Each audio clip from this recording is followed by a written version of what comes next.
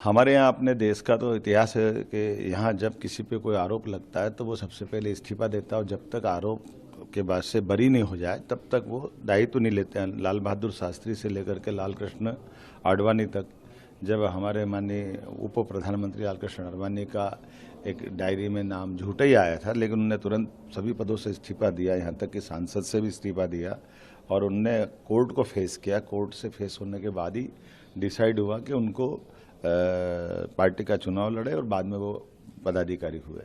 मैं मान के चलता हूं कि अपने लोकतंत्र में ये पहली ज़रूरत होती है कि अगर कोई उंगली उठ रही है और वो तो उस पार्टी को जिसके अपने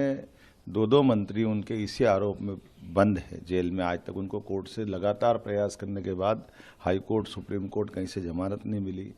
लगभग 21 उनके अलग अलग नेता इसी आरोप में बंद है और इसी शराब कांड के मामले में जब 9 बार उन पर संबंध गए और वो कोर्ट में गए हाई कोर्ट, और हाई कोर्ट में जाने के बाद भी जब हाई कोर्ट ने उनको रिलीफ नहीं दी तो ऐसे में स्वतः वो इस्तीफा दे करके अपने ऊपर लगे आरोप को पहले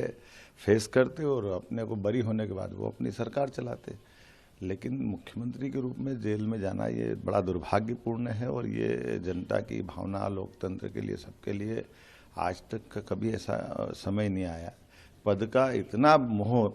पद का इतना लोभ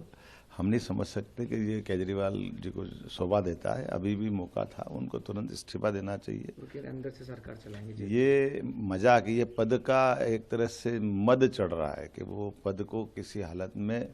मरे बंदर के बच्चों को बंदरिया चिपका के रखती है, उस तरह का भाव है। मैं समझ सकता हूँ,